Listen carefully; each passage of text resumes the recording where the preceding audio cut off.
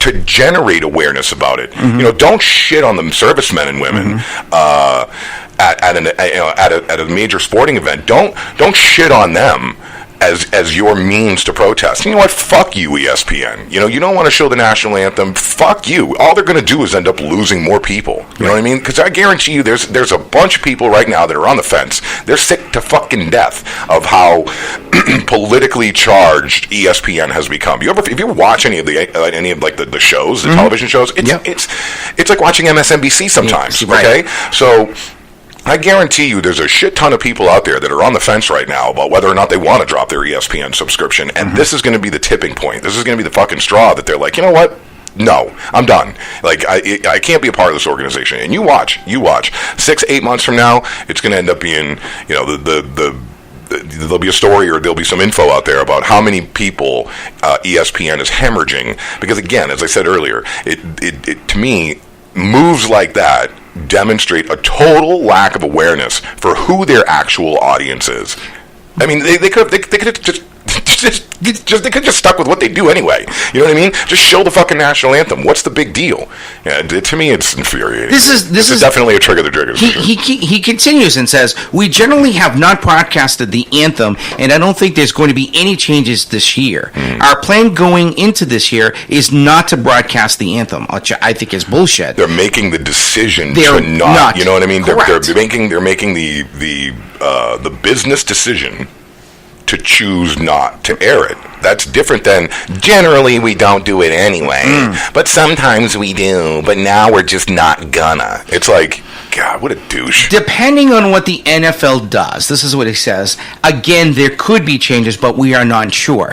It's somewhat unpredictable of what's going to happen in the world, but as of right now, our plan is not to broadcast the anthem. We have communicated this back to the NFL. They have not asked, but we are proactively, just as a courtesy. This bugs the fuck out of me. He actually uses the word courtesy as good partners, letting them know what our plans are in the football season during Monday Night Football. The network also did not air the national anthem during last season's Monday Night Football either, so they might continue with this particular plan. That's what he says. Yeah. So, well, it's bullshit. Like I said, to me, it's ridiculous. But that's the start of any major sporting event, any sporting event. That is the start. The national anthem kicks it off. It's our way of saying thank you for the ability to do this, to be here. Correct. And it's like I said, it really is infuriating. Fuck them. You also bring up a good point. All these particular players, they make tons of money. Though, if you want to protest, that's fine. Don't do it at these particular events. Right. There's a time and a date for this. You know what? This tradition has continued since, probably the invention of sports, perhaps. Well, I don't think since the invention of sports they've been playing the national anthem. Well, no, but I'm just saying some sort of national anthem. Oh, right. You know what I mean? Yeah. Who knows what was going on in Greece during the Olympics? But I'm pretty sure that they had this particular tradition before they actually had these particular games and stuff. We're one of the most powerful countries in the fucking world. We're the most powerful. And it just blows my mind that we protest something that is sacred. I believe it's sacred. Again, like I said, it's our country. It's these these assholes who have the means to generate as much awareness as they fucking possibly want. You or I will never see $300 or $500 million over the course of our lifetime. I don't care how many Saturdays I work. I'm never going to earn $300 million. I'm just not gonna. But if I did have $300 million and there was any topic that I wanted to bring awareness to, I have the means to do it. I don't have to, make a spectacle of myself, and at the same time, basically just shit on our service people. It's I don't know. You want to give an interview in the locker room and say some shit about, these are the things that I'm pissed off about and these are the things that I don't think are right. Fine, do it, but have some fucking respect for the fact that you're privileged that you have the opportunity to make this kind of money over a short period of time. You're going to make $300 million, like I said, over 5 years. I mean, that's what a lot of these contracts are, these fucking astronomical numbers. You have the privilege of being able to do that because we live in a country that's free. It's like I said, it's mind-numbingly frustrating to hear that. But like I said, fuck ESPN. They've become such a liberal, such a politically motivated, politically charged, left-leaning organization that it's funny to me. It's these same people. They just keep shooting themselves in the foot because of the way that they handle, because again, like I was saying, it's demonstrative of how little they seem to know about their own audience. They literally keep shooting themselves in the foot by hemorrhaging subscribers, and they just keep on, trudging along, keep on blowing toes off, and just like whatever, man. Eventually you're not going to have any feet left, and ESPN will be. It wouldn't surprise me to start hearing about layoffs over at ESPN. You know what I mean? Just like I said, people are sick and tired of it. They're sick of organizations that aren't supposed to be political becoming so political. But it's like if you are dealing with any industry right now that is media based, okay, which ESPN naturally of course is, if you're dealing with almost any organization that's media based, it has become completely political, even if that media organization is not they're not there to be political, and it's because these owners and these people at the very top, these editors and these producers and all these people, they're all, for the most part, very left-leaning people, and I don't care about that. Your politics are your politics. I don't give a shit. But keep that shit out of your medium. The thing that you're producing. It has no place there, and all you're doing is pissing people off. Fuck them, dude. No. I totally agree with you. Now, my understanding is ABC, no, not even now. I think it's Disney that owns everything. Yeah, Disney owns ABC, which owns ESPN. So I'm trying to. And there you go. I'd like to find out exactly what the parent company thinks about this. Well, especially, that would be Disney. Well, that would be Disney. Right. Exactly right. So the other thing is don't forget that most of the games that are also broadcast on ABC are provided by ESPN. Right. So is ABC going to take that same stance as well? That's a great because question. if that's the case, then you know what? Everybody's going to say, you know what, ABC, you can go fuck yourself as well. Yeah, exactly. Yep. And justifiably so. I don't know. Like I said, it is what it is, dude. But if you listen to any, like remember we talked about this over the winter. What was it? Not EEI. Who was it? The 98.5. Oh, 98. Yeah, the Sports Zone. You were pissed about exactly, the fact that Alex it's Ream, constantly with the fucking political. Right. You tune into these shows because you want to hear about sports. You want to hear somebody who knows what the fuck they're talking about as far as that particular sport goes. And instead they're sitting there, talking about politics. It's like, asshole. I don't want to hear your fucking politics. I don't care. I don't fucking care. I want to hear you talk about stats. I want to hear your predictions for this player or that player, or how these two players are going to work on this team, or when the trades happen and drafts and all this shit. Talk about the shit that you're paid for. Right. You're paid to talk about. It's like me on on any one of the stations, man. I would never, even if I fucking wanted to, which I don't, because I know there's zero entertainment value in it for a radio listener. And particularly one that's listening to 106.3 or 93.3 or 95.3 and 107.1 or 105.5 or 98.3 or anyway. That was awesome. And, wait. Yeah. Do that again. Quick. 106.3, 93.3, 95.3, 107.1, 98.3, 105.5. Yeah. There's no listener that wants to hear, and my boss Scott he'd kick me in the balls if he heard me do something to like a political break. You know what I mean? Because he knows just as well as I do, and fortunately he knows that I know, that no listener wants to hear that shit. The goal is to keep the listener. You know what I mean? Always. You don't want them to tune out. So if I start, I couldn't even imagine doing it too. But if I started, say there was a story, whatever, and I decided to talk about it, and then offered my political slant on it, I could hear people clicking the button, to go to another station.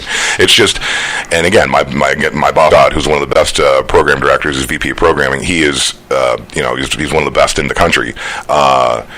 He'd straight up punch me in the throat. You know what I mean? He'd be like, dude, what in the hell are you thinking? Why the fuck on earth would you bring politics, into because it's entertainment, and there's political shows out there that are entertaining. I think most of them are actually quite boring. But you know, there's a place for that. There's a listenership for that. You know that if you tune into Sean Hannity, okay, you're getting a perspective of somebody who's on the right. That's why you went to Sean Hannity's show. If you tune into Mark Levin, if you tune into Rush Limbaugh, you're getting that. You know what you're getting. You know, you tune into Bill Maher or somebody on the left. You know what you're getting. But you tune into ESPN or 98.3 the Sports Hub Patriots Radio Network. You don't expect that shit. And it's easy to see how you could get frustrated. And again, whatever, man. They pay the price for it, over time. And ESPN will undoubtedly as well. They just, like I said, I guarantee there's people out there that are on the fence right now, and they're like, you know what? That's it. Fuck them. I'm not re-upping my ESPN subscription. How can you support, especially, and that's the other part of it too. You basically are taking people and you're marginalizing your listenership. Okay, so if you're somebody that's, I think I'm making a pretty good assessment to assume that a vast majority of people who watch ESPN are people who also support the military, are people who also support standing and being respectful for the national anthem. Okay, so if that's the case, and this is again where I said earlier, where I think that it demonstrates a total lack of understanding for who their actual viewers are. I think it's fair to assume that there's a lot of people out there that are just going to be like, well, I'm done with ESPN, and good for them. Now, if I remember correctly, ESPN has a magazine as well. Yeah. Oh, do they? I don't know. They do. They have a monthly publication, and that would also affect them. Now, I wonder if there's stories in that magazine. I'll buy one, and I'll bring it on the show. Yeah, cool. I'm just kind of curious to see if it's all sports, or is there any other political hidden message in that magazine? It'd be a good follow-up. It'd be cool. It'd be interesting to find out. Yeah. Now, so my brother actually mentioned this a long time ago. Speaking of sports and politics, you have this sometimes also in the music industry as well. And my brother mentioned, he goes, I remember going to a concert in 1970 something. Pink Floyd, there's David Gilmour, and there's Roger Waters. And they had this political aspirations in their concert. Sure. Actually, you know what? We're going to take a break. Yeah, we're going to talk about a fun this topic. This has been coming up more and more. And this has been coming, exactly. So you know what? We're going to take a break. Awesome. We're going to talk about this now. We're going from politics to sports to politics to the music industry.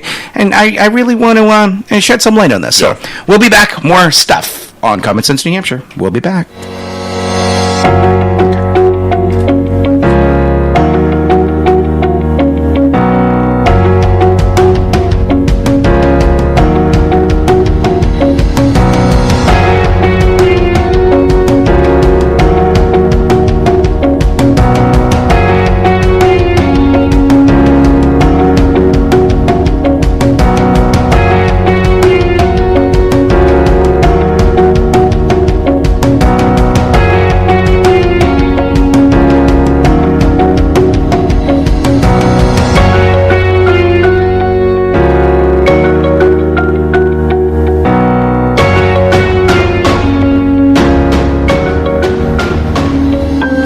Did you know that more than 3 million people in the U.S. are living with chronic hepatitis C? But as many as 75% don't know they're infected? Hepatitis C can affect anyone, but those born from 1945 through 1965 have the highest rates of this disease, and many don't know how or when they got infected. So what is hepatitis C? It's a serious liver disease caused by the hepatitis C virus. Many people can live with hepatitis C for decades without ever having symptoms or feeling sick. But over time, chronic hepatitis C can lead to severe health problems, including liver damage and liver failure. In fact, hepatitis C is a leading cause of liver cancer. In the past, hepatitis C was not typically included in routine blood tests. But if you were born from 1945 through 1965, the CDC now recommends that you get a blood test for hepatitis C as part of your standard medical care. Getting tested is the only way to know if you have hepatitis C. So talk to your doctor and find out if you have hepatitis C. It could save your life. No more.